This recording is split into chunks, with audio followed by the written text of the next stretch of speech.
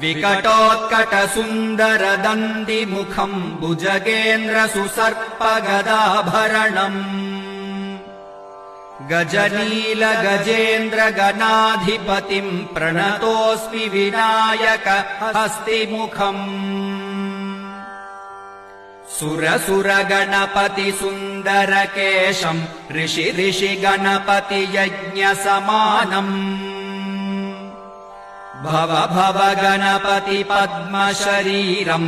जय जय गणपति दिव्य नमस्ते गजमुखवक्त्रम् गिरिजापुत्रम् गणगुणमित्रम् गणपतिमीशप्रियम्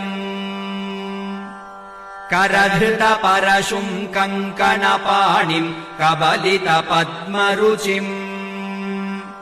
सुरपतिवन्द्यम्